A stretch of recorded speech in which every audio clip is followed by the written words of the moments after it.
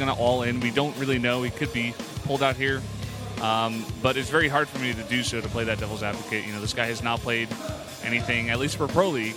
And this could be even his first televised match, like you mentioned. And he's going to be going up against a legend for Samsung Khan in Stork. Yeah, this is not going to be easy. Here's Stork, of course. 201 and 150 total Pro League. Has not taken a game just yet this season, though. Hasn't played against Zerk yet either. So this could be his moment. This could be his time. He did recently qualify for Code. And as a result, maybe he's got that, I don't know, momentum. Maybe he feels the energy from that. Both players are in the lobby and ready. And we're going to be playing, of course, on the King Sejong station. Stork got to be feeling confident here. If I'm KassiA, I don't want to be KassiA. Yep. Not a very comfortable place to be at all. His whole team is relying on him here. He does not want to allow Prime to be all killed. All the Prime fans in the world are hoping. They have no idea who this guy is, no idea how good he is, but maybe, just maybe, he can pull off a miracle here and take the win and put us to a 2-1. Looks like we're going to start in just a moment here. The lobby is ready. The players say they are ready. And I guess we're going to go ahead and jump into it right now. Like I said, on the King Sejong station. Zerk versus Protoss. KassiA against Stork. Pro League 2014 with Wolf and Brendan.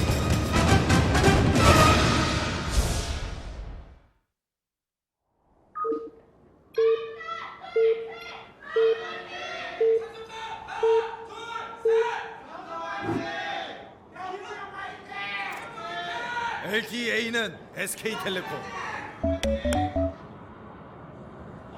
Up here in the top left, we have the last hope for Prime. This is KassiA. He's even shaking his head in the booth. Yeah, he's up against the solid Stork. Solid Stork, not a liquid Stork or a gas Stork. Those would not be good. No, not a plasma Stork. Solid Stork here.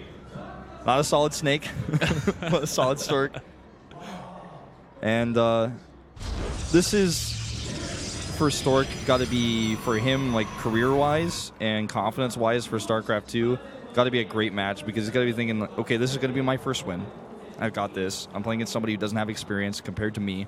I have played so many games of StarCraft 1, and my StarCraft 2 game history is growing itself a little bit higher, and I did just really recently qualify for GSL Code.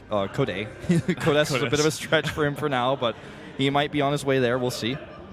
Could get there. The thing about StarCraft, the thing that a lot of people love about StarCraft is that it actually is such a hard game, and the fact that Stork is just has this much experience in this game compared to a player like KassiA, it's going to be a huge advantage for him. And unless, you know, Stork gets caught off by a huge cheese or something crazy that he's not expecting, most people would give Stork the advantage here. KassiA, one thing I've noticed about him, just looking at his camera shots, is he's got quick eyes. And when I look at his face right now, I can tell you he is a fast player. No doubt about it. Something that could, of course, come in handy for him here. Well, this is his big game. You know, he's up against Stork. Oh, You got to be careful with that drone, though. But yeah, like I was saying, this is his first, you know, televised match possibly, and he's got to look good. He's trying to do his best, his very, very best against a guy like Stork. yeah, he looks very focused here. He does drop the hatchery first, and actually drones up a little bit further. We could even see double hatch before pool. Don't think so, though. Well, no, actually, there goes the drone out there. Yeah, looks like he's going to drop that hatch right on 300. A bold build to do against a Protoss like Stork. Stork going to go ahead and put his Nexus down now. So in economics, definitely a great position for Stork right now. He's I mean, not for Stork, excuse me, for KassiA. Stork is trying to catch up here, and he will actually go ahead and tech up a little bit faster with this because he doesn't have a forge, so he's got some more aggressive timings. The player that he was looking to win there on that fan sign was Stork. Yeah. So that was a Stork fan sign. Yep. And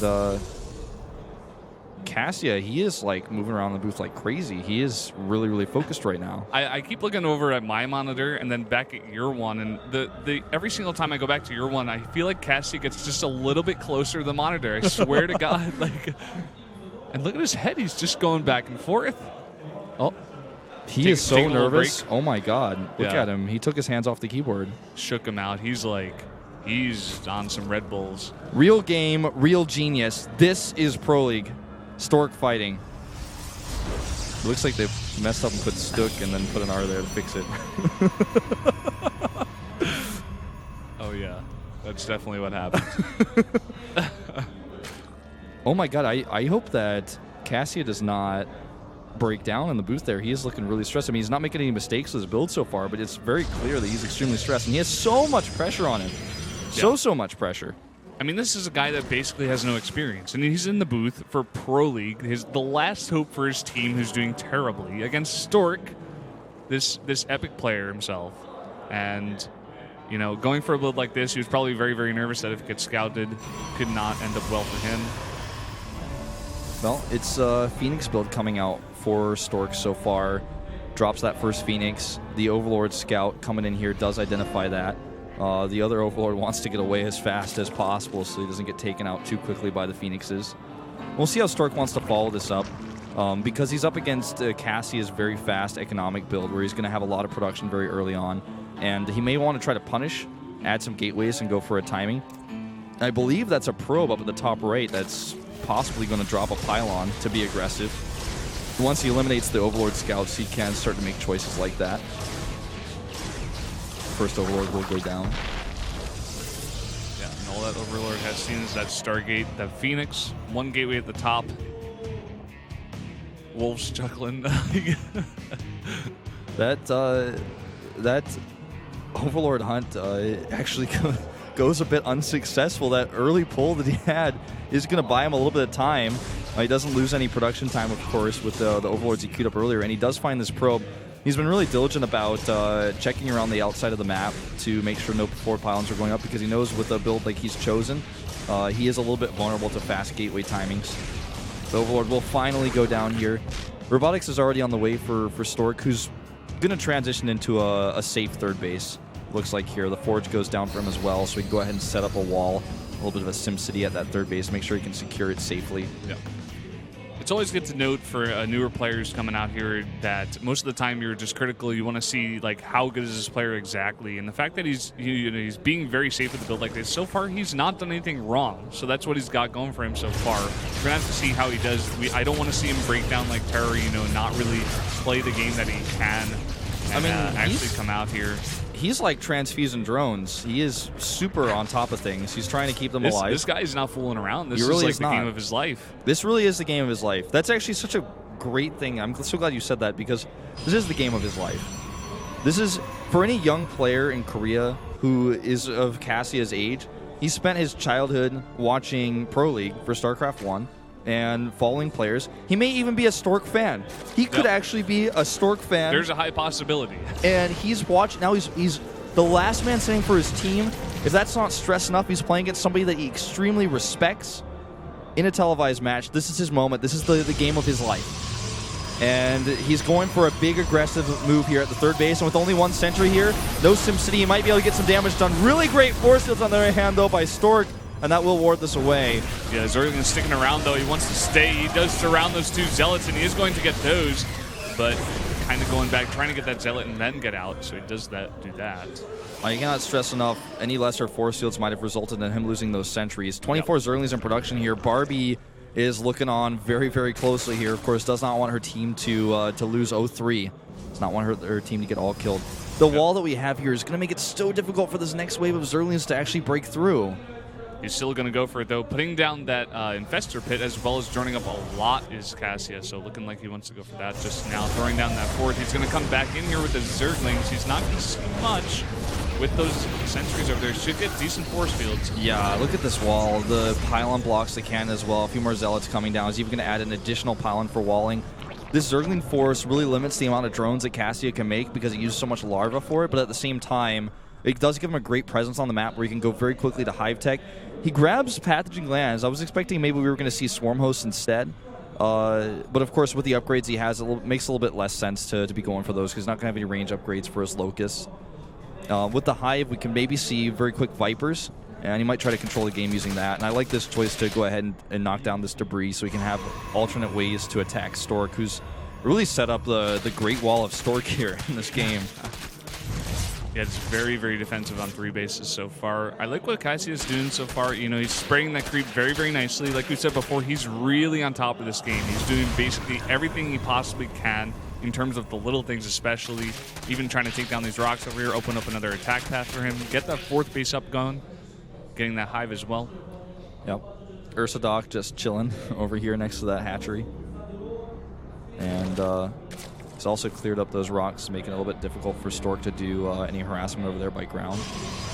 He's actually really using these Zerglings to control the center of the map and mess with the rocks. Dustin Browder would be proud to see him using these Zerglings to such great effect on these destructible rocks and the collapsible rock towers. All sorts of Zergling upgrades coming up right now. 2-2, Adrenal Glands, also getting the Ultralisk Cavern. So all about the melee here. Yeah, continuing with the Zerglings up to 48, even getting the Ultralisk Cavern, as well as all of his upgrades like you mentioned. Stork continuing the wall of Stork over there at those destructible rocks. This Warp Prism is looking a little sneaky. This Zergling, though, is going to see everything. Yeah. Should be very well prepared for that. I'm really impressed with KassiA's map vision. He's got creep spread in all different directions, even though he hasn't made a massive amount of queens. He has, you know, Zerglings to spot any move outs. Dealing with the Warp Prism, though, is something he's still going to have to do. Nice, gets those rocks for the last Zergling falls. Does he actually realize this is coming? Yeah, he does. Look at the minimap. He's got units there. He's actually going to catch some of these units as well. Blink is not done. KassiA is on top of things, even reproduces, removes that Spore Crawler and puts it there. There's something that you said in the beginning of this game that stuck with me. This guy is a fast player. He is all over the map. Every little thing, down to the transfusing of the drones while being aggressive with his Zerglings, down to repositioning the Spore Crawler while the base is coming, while the Warp Prism is coming in and sending your Zerglings across the map as well. Trying to pick off this KassiA, getting a decent amount of health damage there. Having Spine set up in the main base for defense as well as these Zerglings is going to help him out quite well. The Zealot's always going to trade decently against Zerglings, but the Spine Crawler is going to keep him safe here. While he's getting Ultras out, a very quick Ultras transition for him here. He's got to be careful, though, because Ultras, if scouted, the response is simple. It's just to add more Immortals and get some Archons up at the front and make building walls. And as we've seen already in this game, Stork is quite good at setting up Sim Cities. He's taking a 4th base right now. Yeah. You know, I'm impressed with KassiA so far. He just needs to be careful with his composition. He needs to make sure he doesn't lose too many of those Zerglings unnecessarily. Yeah, I mean, even while he was cleaning up the drops in his 3rd and in his main, he was doing stuff like this. He had the rest of his army over there at his 4th. He's able to pick off a KassiA here. He's really just all over the map right now. Great really nice fungal onto all of those Stalkers that had the blink. It's going to force the recall. KassiA is doing a great job this game, forcing good trades constantly. He needs to be able to transition out of the Ultras, though, because the Ultras are great. But now that the 2nd Robotics is almost done, and we also have, you know, Archons coming out, and he's already produced a few Immortals, the Ultras are going to lose their dominance very quickly. He's going to have to use great Fungals with them here. Maybe even get some Vipers out for that synergy. Nice. If he actually gets this 4th base down, this would be huge, and he forces a cancel on it. Cancel's going down, and Stork is a little bit in trouble this game. He has a solid army, but his economy's hurting a little bit right now. Yep, and he's going to have to clean up this Warp, and that's going to be hard to deal with, especially with how he has his building set up there. Probably going to get the spawning pool, but it looks like just for now, just dealing with those Zerglings as well as the Ultralisk. Yeah, Zealous 1v1 and an Ultralisk, never ideal. Yeah. And still, though, that transition into Immortals is coming in here quite hefty. There's no Greater Spire, there's no Vipers, and Ultras are a great late-game unit, but they do need support. Baneling Nest coming out here as well. That could be quite useful. As well as a Spire. There's that Spire. He's been needing that for a little while now. This army is so solid for KassiA. Even a hallucinated Colossus here right now for Stork. He's trying to hold this off. Where are the Immortals?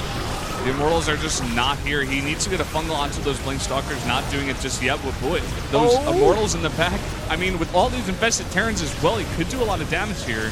Brennan, he just lost all of his Infestors, and he's remaxing with Ultralisk while the Immortals are still alive. I don't know how much I like this. This is a solid defense by Stork, all things considered, and he holds here. Doesn't have a 4th base up still, but the Ultralisk remax here, he's got 8 of them. That is a lot. The Queens are going to get caught here. This game is pretty back and forth. Plasma Shield's on the way. That's going to help the Immortals a decent bit as well. This is tense. Yeah, this definitely could go either way from here. I mean, one thing we've seen a lot of newer and more nervous players do is get one-track minded and continue with the composition that they had before. He is going back with a lot of those Ultralists, but he is getting that Spire up. He's continuing to get a bit more Infestors as well. And that's his bank, Brendan. That's the bank. Like you said, I hope he's not getting one-track minded. He's obviously making the transition to Spire, so he's not hell-bent on Ultras only, but 9 Ultras depleted his bank in no time at all, so now he needs a little bit more time. He can't remax very quickly. He's going to have to maybe even take another hatchery here. And the trades against these Zealots for him have repeatedly been a bit poor. Does save some of those. Ooh, if he could actually force a cancel on his fourth base again, it would be great, but there's no way he's going to be able to do that. And now he sees his composition, and KassiA's got to be thinking, oh my god, that's way too many Immortals for me to deal with. I don't think I can continue this Ultralist composition. Yeah, and he's going to have to use these Ultralists in one way or another. It seems like he's splitting them up for now. Losing all those Infestors earlier as well was such a big problem for him. He didn't see the Immortals on the top of the high ground, and he lost so many Infestors. That's so much gas for him, and all the energy it takes time to build as well. If he gets perfect Fungals on this army and the Ultras coming from 2 sides, maybe. Oh, look at this, surrounding from all different sides. He has that Ultralist in the back as well, getting a decent Fungal onto all of those Colossi, but so many Immortals, like he mentioned before, taking down a bunch of those Ultralists. And Stork fans are going crazy. 9 Mutas in production right now. He's trying to make some sort of transition here, but there's way too many Stalkers, I feel. There's also Archons in the composition. A Mutalist transition I don't think is what he wants right now. And this is what I was talking about. The longer you use Ultralists, as soon as Ultralists are known about, it's so difficult. Fangirls are going crazy watching these 2 Zealots go for the Spire. But I'm worried right now for KassiA. He's still stuck on this Ultralist composition a little bit longer. He needs to get this 4th base. There's no units nearby. Can he do enough DPS? It's going to be close. He could possibly take down that Nexus. We'd like to get a look at that. He's sacrificing those guys, and he just barely gets it with that one Zergling. But now the concern is, can he hold off the counterattack that will be coming his way shortly? Stork is just going to remake his Nexus and go across the map. He has those 11 Mutalisks, I believe, but you know, just with so many of these Blink Stalkers as well as Immortals, I mean, it just looks like Stork has so much to deal with what KassiA is throwing at him right now. I mean, this is the death ball against this composition. 17 Mutas now, though. The Mutas count's getting higher. KassiA is getting another counterattack off here. He kills that pylon. There's the recall, though, and those Mutas need to get out of here ASAP. And they do. Forcing the recall, though, that's very nice. But still, like you mentioned before, it still has his death ball. Going to continue with some of the harass with these Mutas. He wants to make sure he keeps his ball up, doesn't want to lose too much. Yeah, he's basically testing the multitasking of Stork here now, yet again. All these counterattacks, all these backstabs, all the harassment to the worker lines. May be able to get this Dark Shrine if he wants to go for that. 71 drones to 63 probes. It's about the mining bases, though. And Stork is still about to get that 4th one up, and this time I don't think it's going to be stopped. More Mutas going down.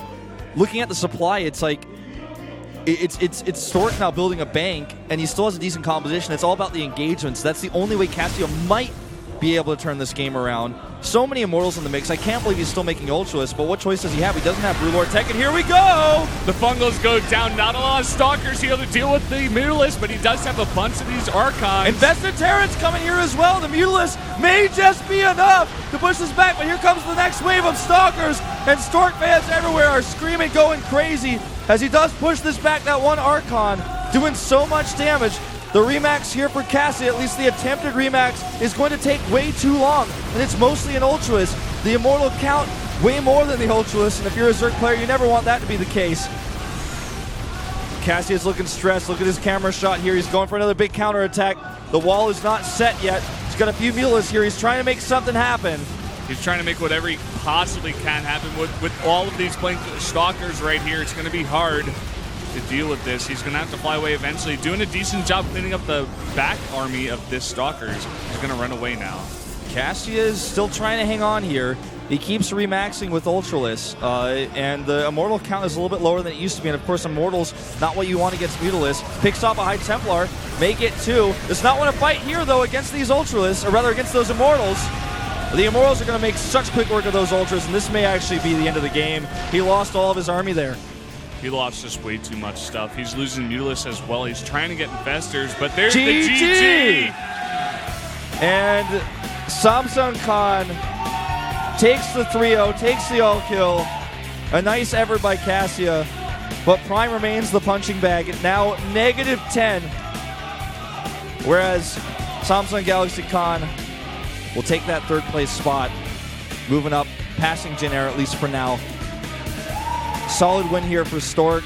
Not an easy one. KassiA very fast, very good multitasking.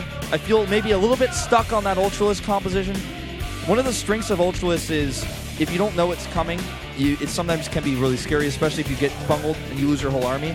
But once the Ultralists get scouted, you want to switch out of them ASAP, because then your opponent makes too many Immortals, and then you have a different composition like Brood Lords or a Vitalist switch a little bit faster, and the Immortals aren't useful. But if he makes 8 to 10 Immortals and you still are making Ultralists, with all the buffer, all the Stalkers, the Immortals are just going to laugh in the face of the Ultralists, and that's kind of what we saw there through the